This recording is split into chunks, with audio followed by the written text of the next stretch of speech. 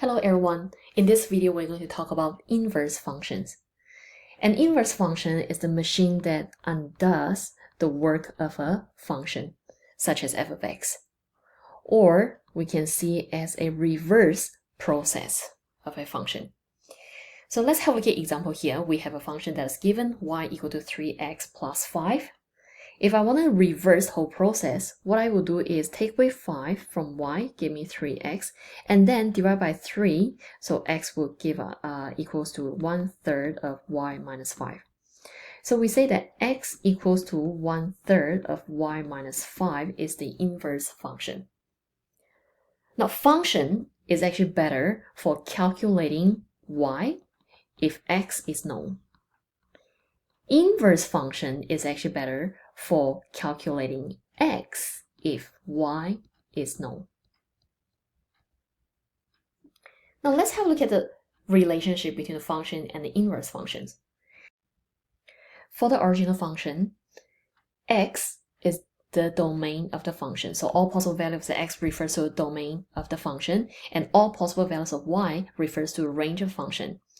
But however, once you inverse it or reverse the whole process, you have x equals something.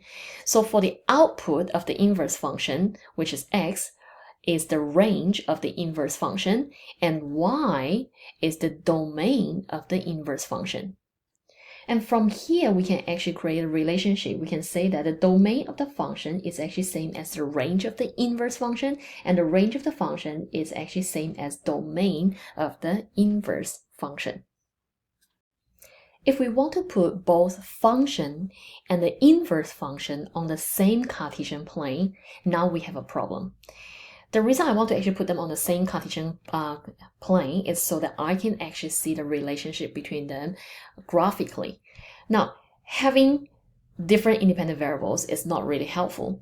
So it is actually desirable to have the same independent variable x for both for the graphing purpose on the same Cartesian plane. So we are going to say the function is going to be represented by f of x, and the inverse function is going to be represented by f inverse. This is inverse of x. So we say f of x is 3x plus 5. The inverse function, f negative 1 of x, is 1/3 of x minus 5. Now please note, the inverse function f negative 1 does not equal to 1 divided by f of x. It's not reciprocal. F negative 1 means inverse function. So here's the definition. If function f of x is invertible if and only if the inverse of f of x equal to x for all values of x in the domain of f of x, and the function of inverse equals to x for all values of x in the domain of inverse function. I know it's a little bit tongue twister here as well. A lot of f of f, f inverse. So let's have a look at the mapping.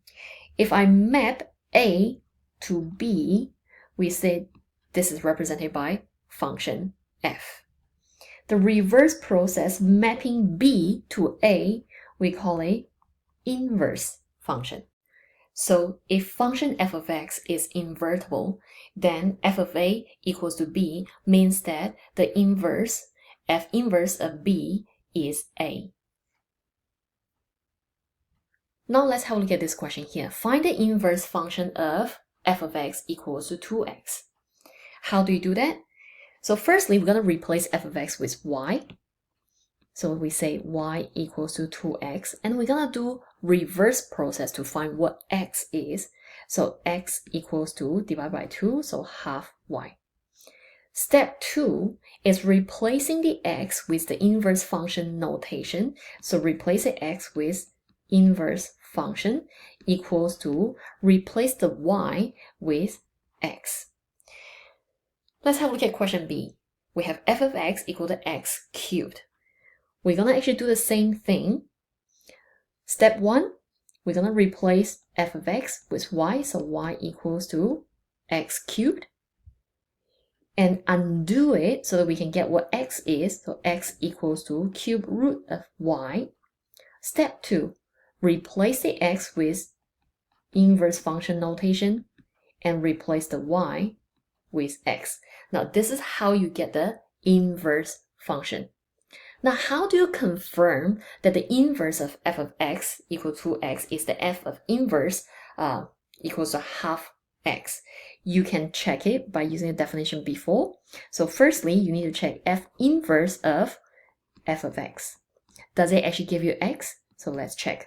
So we're going to use this function here. That's a big function, which is half times by the x is replaced by f of x, so which is 2x. So half times by 2x is x.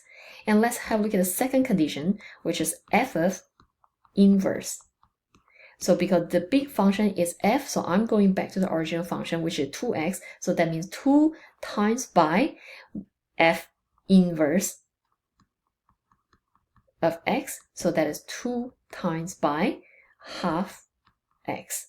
So that will give us x as well. So because both conditions are fulfilled, so therefore we can confirm the inverse of the original function is half x. So we can do the same thing for the next question as well to confirm whether the inverse is the answer or not.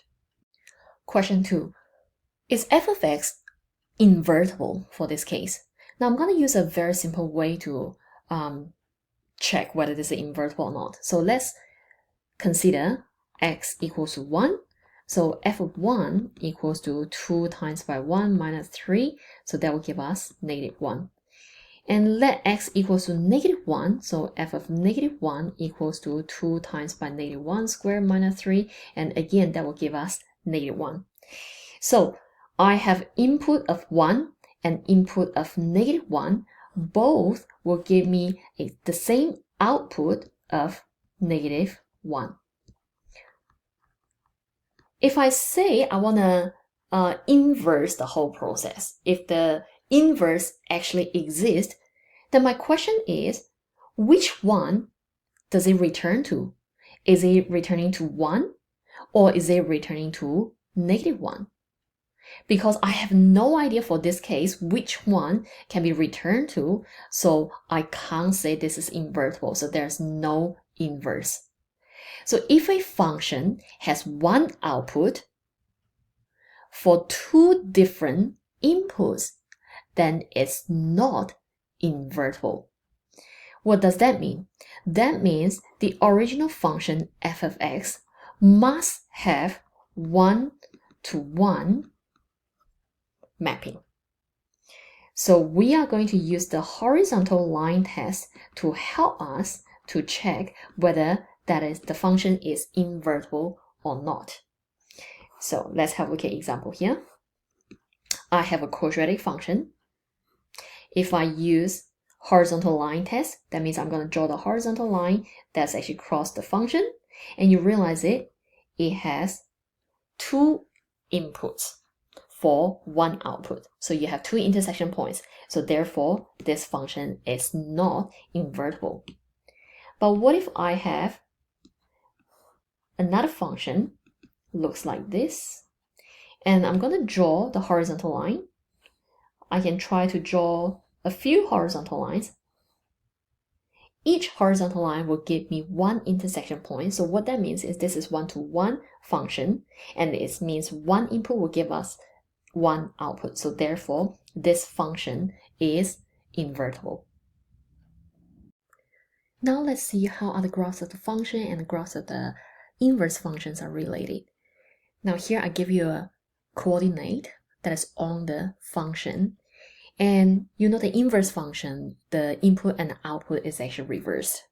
So what that means is the point A, 2, and 3 on the function will become, I'm going to use A dash to represent the inverse point of this, will become 3 and 2.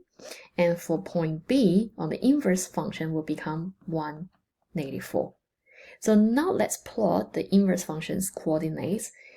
So we have 3 and 2, which is here. And we have 1, negative 4, here.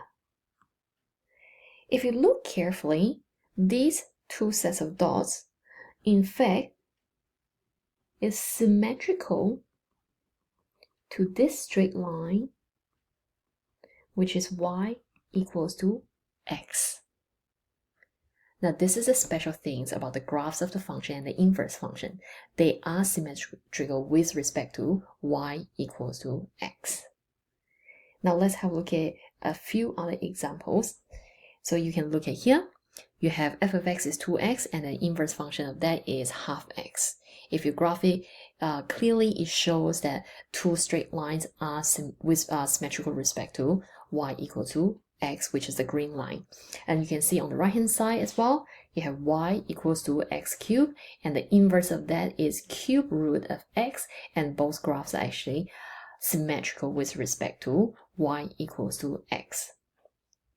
Now, there are some cases we realized it before that some functions do not have inverse functions because it's not invertible, because it doesn't pass the horizontal line test. If that's the case, we can actually restrict the domain for the invertibility, especially for parabola or even the trig functions, because trig functions, sine functions, cosine functions, tangent functions, they just don't pass the horizontal line test. If that's the case, you can restrict the domain so that it will be passing the horizontal line test. So for example, if you look at here, the parabola, I can draw another shape that is symmetrical to y equal to x. But this pink graph, you can see that it is not a function.